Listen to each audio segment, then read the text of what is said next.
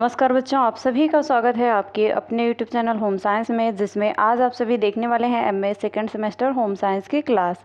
और पेपर 4 है। तो पेपर 4 है महिला शिक्षा। जिन बच्चों का वस्त्र अलंकरण है वो वस्त्र अलंकरण पढ़ेंगे, और जिनका महिला शिक्षा है वो महिला शिक्षा पढ़ें। ठीक, जो आप फॉर्म में फिल किए हो वही पढ़ना है। ठीक, क्योंकि एडमिट कार्ड में वही आएगा आपके पेपर के लिए। ठीक, तो पेपर जिनका वस्त्र अलंकरण है वो वस्त्र अलंकरण पढ़ें, और जिनका महिला शिक्षा है। फिलहाल दोनों क्लासें चलती हैं क्योंकि बहुत रिक्वेस्ट आ रही थी।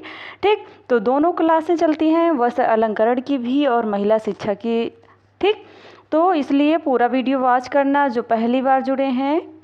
और बच्चों, जैसा कि आप सबको पता है, पूरे यूट्यूब पर कोई नहीं है जो आपका ये क्लास दे रहा है। ठीक, तो इसलिए ज़्यादा से ज़्यादा शेयर करें और लाइक सब्सक्राइब भी करते रहिएगा। ठीक, जो पहली बार जुड़े हैं सब्सक्राइब तो अवश्य कर लिया करें। ठीक, और शेयर लाइक बिना बोले ही करना चाहिए आप सबको, क्योंकि आप सब प्यारे स्टूडेंट हैं। और प्यारे प्यारे कमेंट भी मुझे अवश्य करना, क्योंकि आप सभी के कमेंट का इंतज़ार रहता है कि आप सबको वीडियो कैसा लगा। ठीक, तो लाइक शेयर सब्सक्राइब कर चुके होंगे आई होप। और जो पहली बार जुड़े हैं चैनल को सब्सक्राइब ज़रूर किया करें, क्योंकि इससे क्या होता है, आप ही का प्रॉफिट होता है। अगर जैसे ही मैं लाइव क्लास लेती हूँ या कोई भी वीडियो अपलोड करती हूँ तो आपके पास उसका नोटिफिकेशन पहुँच जाता है। अगर आप चैनल को सब्सक्राइब नहीं किए रहते हैं, बेल आइकन नहीं प्रेस किए रहते हैं, तो इससे क्या होता है, आपके पास वो नोटिफिकेशन नहीं पहुँचता है और आप क्लास लेने से वंचित हो जाते हैं। अभी सब्सक्राइब कर लेना पेपर तक। ठीक, पेपर के बाद जो इच्छा आपकी इच्छा कहे तो अनसब्सक्राइब भी कर सकते हैं।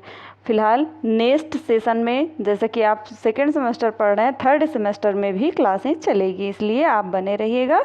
और देखते हैं आज का पहला प्रश्न आपकी स्क्रीन पर है, बहुत इंपॉर्टेंट है। महिला सशक्तिकरण और संरक्षण के लिए बनाए गए कुछ सरकारी कानूनों के बारे में। इससे पहले मैंने अधिकार बताया था कि महिला के लिए कौन कौन से अधिकार होते हैं।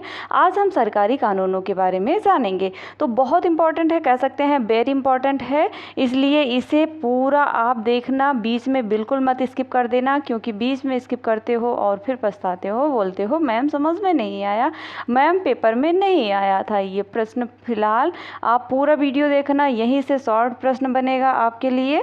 ठीक, तो आगे बढ़ते हैं, देखते हैं पहला प्रश्न। भारत में महिला सशक्तिकरण से संबंधित कानून। ठीक, वर्तमान दौर महिला सशक्तिकरण का दौर है। आज महिलाएं आंगन से लेकर अंतरिक्ष तक पहुंच गई हैं। जी हाँ, कल्पना चावला जी हमारी जो अंतरिक्ष यात्री थी, उन्होंने,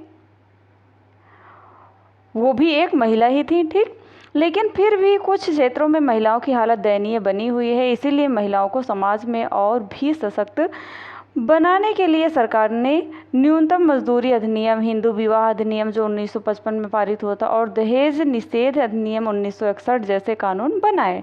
ठीक, इन कानूनों से क्या होता है, जो महिलाएं हैं उनको काफ़ी लाभ मिलता है, उनके प्रोटेक्शन में भी सुरक्षा भी मिलती है उन्हें सरकार के द्वारा। ठीक, भारत में महिलाओं की सुरक्षा के लिए अधिनियम बनाए गए हैं, जिनमें कुछ अधिनियम इस प्रकार से हैं, आपको भी ऐसे दर्शाना होगा, क्योंकि अगर आप ऐसे डिफाइन कर देते हो, जैसे कि एक लाइन तो ऐसे हो गई, अगर 200 शब्दों में लिखना है तो यहाँ पर देख सकते हैं कितने शब्द हैं, इतने में ही काफ़ी शब्द आपको मिल जाते हैं। ठीक, तो ज़रूर दर्शाना। फर्स्ट है न्यूनतम मजदूरी अधिनियम जो 1948 में, ये सभी हेडिंग याद कर लेना, नोट करके बार बार रिपीट करना। ठीक, नोट करके अगर बार बार रिपीट करोगे तो आपको बहुत अच्छे से रिमेंबर हो जाएगा, याद हो जाएगा, जिससे पेपर के टाइम इसके अंतर्गत भी आप लिख सकते हो। ठीक, अगर आपको हेडिंग याद रहेगी तब इसके अंतर्गत लिख सकते हो। आप नहीं समझ में आता है, नहीं दिखाई दे रहा है, कुछ बच्चे कमेंट करते हैं मैम वीडियो में सही से दिख नहीं रहा, तो आप ध्यान से सुने, और अगर नहीं समझ में आता है बैक करके देख लें, क्योंकि ये सभी हेडिंग बहुत इंपॉर्टेंट है, याद कर लेना, नोट कर लेना। ठीक, पहला है न्यूनतम मजदूरी अधिनियम जो 1948 में पारित हुआ था। यह अधिनियम पुरुष और महिला श्रमिकों के बीच मजदूरी में भेदभाव या उनको मिलाने वाली न्यूनतम मजदूरी में भेदभाव की अनुमति नहीं देता है। जैसा कि मैंने अधिकार के बारे में बताया था, तो इसमें अगर पुरुष के समक्ष वो महिला भी उसी वो पोस्ट पर कार्य कर रही है, तो जितना सैलरी पुरुष को मिलेगा उतना ही महिला को भी। ठीक, सेकंड है खान अधिनियम क्या है बच्चों? खान अधिनियम। 1 मिनट, सॉरी बच्चों। सेकंड है आपका खान अधिनियम, जो 1952 और 1952 में चालू हुआ था, और कारखाना अधिनियम जो 1948 में पारित हुआ था। ठीक, इन दोनों अधिनियम में यह प्रावधान है कि महिलाओं को 7 बजे से, ठीक, और सुबह के 6 बजे है ना, 6 से शाम के 7 बजे के बीच में ही काम नहीं लगाया जा सकता। ठीक, मान लो नाइट ड्यूटी के बारे में बताया गया है कि मान लो शाम को 7 बजे के बाद से लेकर सुबह 6 बजे के बीच में कोई कार्य पे नहीं लगा सकता महिला को, और इसके साथ ही काम के दौरान उसकी सुरक्षा और कल्याण का ध्यान रखना भी अनिवार्य होगा। ठीक, ये बच्चों ऐसा तो सिर्फ और सभी जॉब में हो सकता, पर मेडिकल लाइन में नहीं हो पाता है, क्योंकि वहाँ पे नर्सिंग स्टाफ का होना भी बहुत आवश्यक होता है, क्योंकि जब नाइट ड्यूटी चलती है नर्स लोग का, तो वो नाइट शिफ्ट में भी देखती हैं, मरीज़ देखती हैं, क्योंकि अगर वो ऐसा ना करें तो हो सकता है किसी पेशेंट की जान भी जा सकती है। ठीक, तो ये कानून सब जगहों पर नहीं लागू होता है। ठीक, ऐसा कह सकते हैं मेडिकल में ये कानून नहीं लागू है। ठीक, हिंदू विवाह अधिनियम जो 1955 के द्वारा एक विषय में एक ही पति या सॉरी बच्चों, विषय बोल दिया मैंने, यहाँ पे समय होगा, एक समय में एक ही पति या पत्नी का रखने का प्रावधान है। ठीक, इसमें महिला और पुरुष दोनों को तलाक और विवाह के संबंध में समान अधिकार दिए जाते हैं। ठीक, अगर महिला तलाक लेना चाहती तो वो ले सकती है, पुरुष लेना चाहता तो ले सकता है, दोनों को समान अधिकार दिए जाते हैं। और ऐसा नहीं है कि जैसे राजा दशरथ की 3 रानियाँ थी, अब भी आप 3 रानियाँ ला लें, ऐसा बिल्कुल नहीं है, क्योंकि आपका अधिनियम जो 1955 है वो बताता है कि एक समय में एक ही पति या एक ही पत्नी को रखने का प्रावधान है। ठीक, नेक्स्ट आता है हिंदू उत्तराधिकारी अधिनियम। इसमें क्या होता है, 1956 में माता पिता की संपत्ति में पुरुषों के साथ महिलाओं को भी समान अधिकार दिए गए हैं। अर्थात ये लड़की चाहे तो अपने पिता की संपत्ति में हक बटा सकती है। अगर आप चाहो तो अपने जो मायके में आपके पिता हैं, या कुछ लड़कियां ऐसी होंगी जिनकी शादी नहीं है, कुछ ऐसी हैं जो कमेंट करती हैं मेरी शादी हो गई है, हमें काफ़ी प्रॉब्लम हो रही है पढ़ने में। ऐसा कुछ नहीं है, प्रॉब्लम बिल्कुल नहीं होती है, शादी के बाद भी पढ़ाई करती हैं काफ़ी लड़कियाँ। ठीक, तो ऐसा है कि अगर वो लड़कियां जो चाहती हैं अपने मायके में हक जमाना, हक बटाना, तो वो समान अधिकार की भागी होती हैं। जिस तरह से भाई को मिलता है ठीक उसी तरह से बहन को, लेकिन ऐसा कोई करता नहीं है, जिसको हो सकता है वो ले सकता है। ठीक, अनैतिक देह व्यापार रोकथाम अधिनियम सन 1956, जो अनैतिक देह व्यापार होता है, इसके द्वारा महिलाओं और लड़कियों को यौन शोषण के लिए उसकी तस्करी के रोकथाम में के प्रावधान हैं। दूसरे शब्दों में यह अधिनियम वेश्यावृत्ति के उद्देश्यों से महिलाओं और लड़कियों की तस्करी की रोकथाम के लिए बनाया गया। ये अधिनियम देखते हैं ना, कोठा वगैरह आप मूवी में देखते हैं तो वहाँ पे छापा मारा जाता है कि पुलिस आई है, ये सब क्या ये सरकारी अधिनियम होते हैं 1900।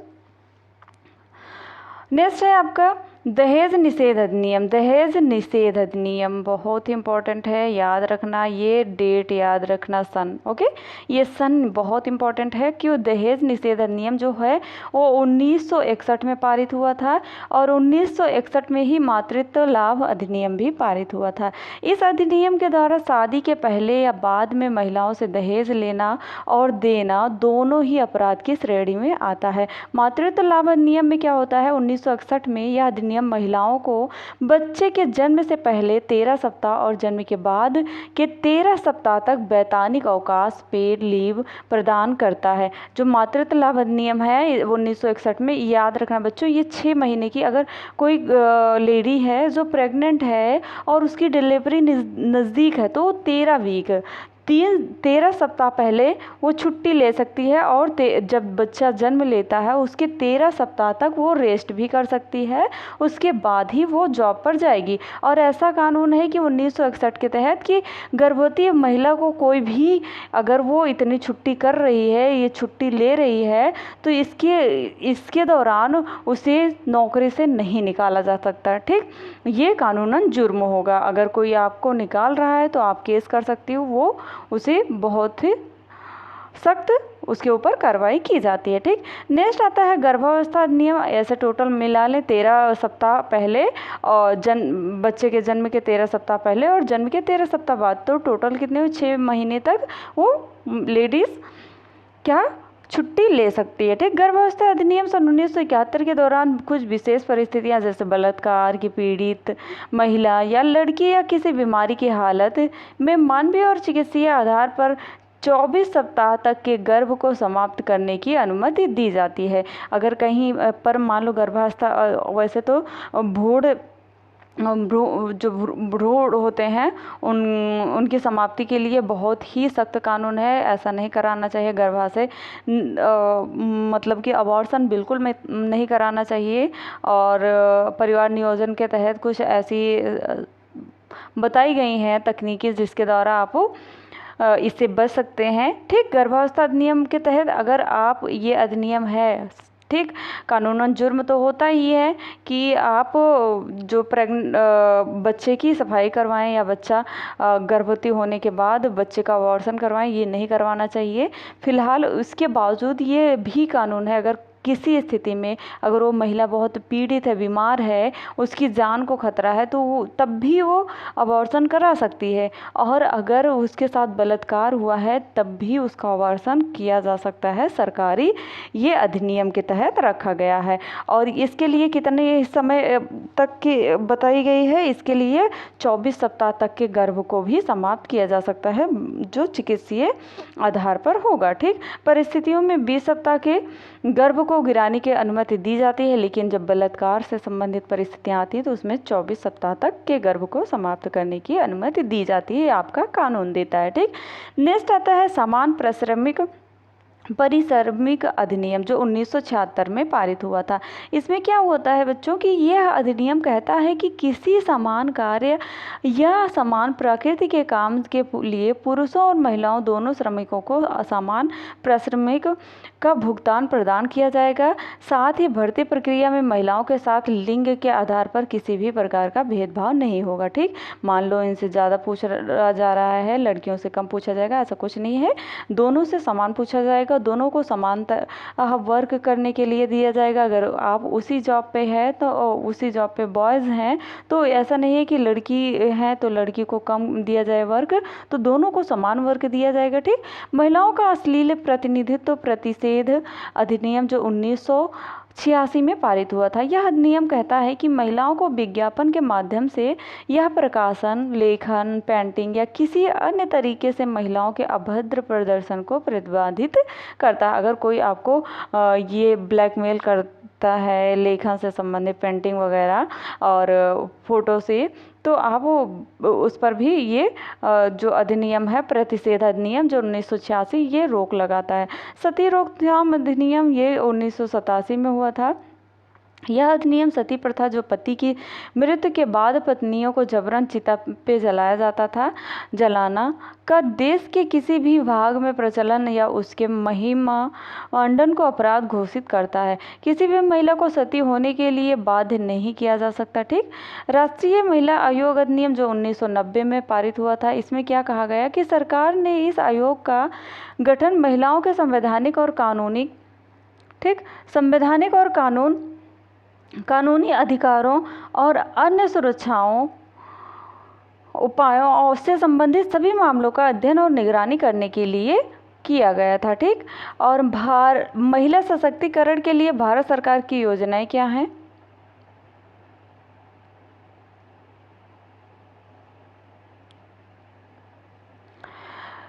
पहला है घरेलू हिंसा, 13 नंबर पर अधिनियम जो 2005 में लागू हुआ था।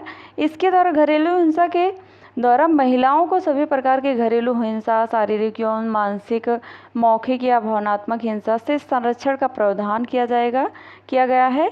इसमें उन महिलाओं को भी शामिल किया गया है जो दुर्व्यवहार की शिकार हो चुकी हैं या दुर्व्यवहार करने वाले के साथ रही हैं। ठीक, नेक्स्ट आता है कार्यस्थल पर महिलाओं के यौन उत्पीड़न जैसे रोकथाम, निषेध और निवारण अधिनियम जो 2013 में पारित हुआ। इस अधिनियम में सार्वजनिक और निजी, संगठित या असंगठित दोनों ही क्षेत्रों में सभी कार्यस्थलों पर महिलाओं को यौन उत्पीड़न से सुरक्षा प्रदान करता है। ठीक, तो आई होप आपने बहुत अच्छा समझा। तो आज के सेशन में यहीं तक, मिलते हैं नेक्स्ट वीडियो में नेक्स्ट टॉपिक के साथ। तब तक के लिए जय माता रानी, पढ़ते रहो, मुस्कुराते रहो, आप सभी का पेपर बहुत अच्छा होगा।